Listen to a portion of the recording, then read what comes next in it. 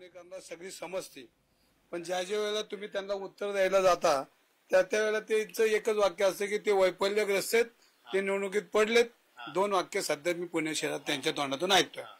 पण पुण्यातल्या गुन्हेगारीवर तुम्ही गेला तर त्यांनी माईक घेतला आणि तुमच्या बाजूला केला. म्हणजे तुम्ही बोलणारच नाही का?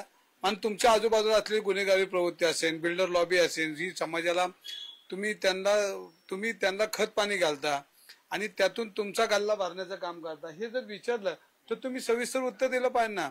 तुमच्या बाजूला कमळ आहे म्हणून तुम्ही बोलता. एक दिवस कमळ तुमच्या बाजूला निघलं तर असल्याने तुम्हाला कुत्र बी विचारणार नाही. तुम्ही जे पोस्ट केलेलं आहे त्यांची गाडी, ती गाडी एका बिल्डरची आहे, महापौर असताना ती गाडी वापरलेली आहे, त्याच्याबद्दल काय माहिती आहे तुमच्याकडे नेमकं? महानगरपालिका आणि ही महानगरपालिका पुण्याची अस्मिता आहे आणि ही अस्मिता बडेकर बिल्डरच्या दारात नेऊन ही वाहिलेली आहे अस्मिता.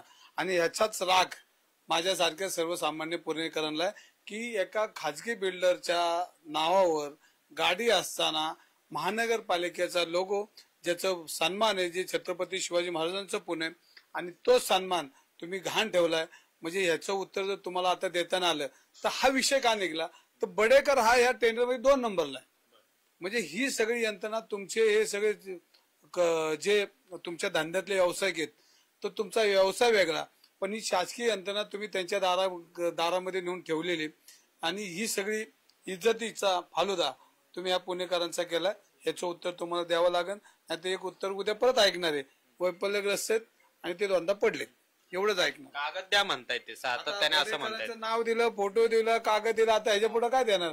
काल त्यांनी असंही मान्य केले की विशाल गोखले हे माझे मित्र आहेत, राहणार, असंही म्हटलेलं आहे. मला त्यांच्याकडून हे अपेक्षा होती की जैन मंदिराचा झालेला व्यवहार हा मी त्यांच्यावर कारवाई करायला होतो, तो परत समाजाला देतो, हे वाक्य मी अपेक्षित आहे त्यांच्याकडून ऐकायला.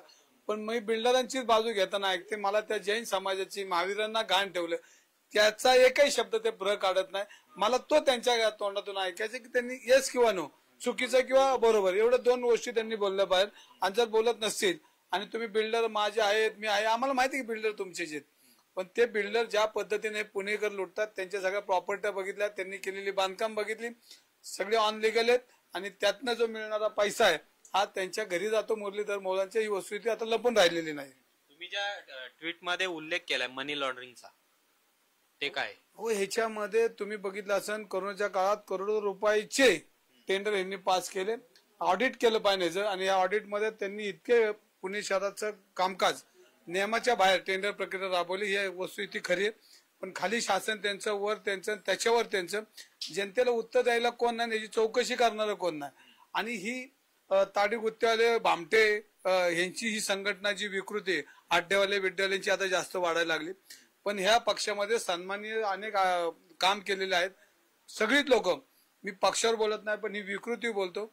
गुत्ते आणि अड्डेवाल्यांचं हे लोक जमा झाली आणि पुणेकरांना लुटतात, याची दखल वरिष्ठांनी बी घेतली पाहिजे. आता मुख्यमंत्र्यांना काय सांगायचं? तुम्ही एक नवीन त्यांच्यावर आरोप केलेला आहे, याच्याबद्दल मी मुख्यमंत्र्यांना आजही विनंती करतो, उद्या विनंती करतो की जैन मंदिर हे सन्मानाने उभं राहिलं पाहिजे. हॉस्टेल जे विद्येचं माहेरघर आहे, या विद्येच्या माहेरघरामध्ये सन्मानाने हे मुलं शिकली पाहिजेत.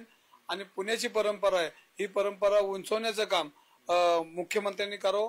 या समाजाला, या वसतिगृह उभारायला सरकारने विशेष अनुदान देऊन हे हॉस्टेल उभं करावं आणि हा सगळ्यावर रद्द करून प्रशासक नेमून परत समाजाच्या लोकांच्या हातात हे सगळं कामकाज द्यावं अशी माझी विनंती. पण आता हा सगळा व्यवहार झालेला आहे, असं असताना हा व्यवहार चुकीचा झालाय, बोगस झालेला आहे, बँका बोगस आहेत, सगळ्यात बोगस आहे.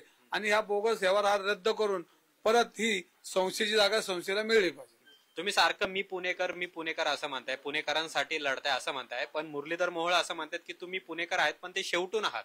पहिले पुणेकर ते आहेत, म्हणजे ते खासदार आहेत. नाही, म्हणून तर त्यांनाच विचारतो ना आपण, थोडीच पान टपरीवाल्याला विचारतोय. ते एक नंबर पुणेकर आहेत, कारण आमची महापौराची अस्मिता, आमची पुणे महानगरपालिकेची अस्मिता तुम्ही बडेकरांची इथं घाण ठेवली म्हणून तुम्ही एक नंबर, कारण आम्हाला ठेवता नाही आली म्हणून तुम्ही घाण ठेवली म्हणजे तुम्ही एक नंबर. लोकशाही मराठी ऐका, पहा, जागरूक रहा.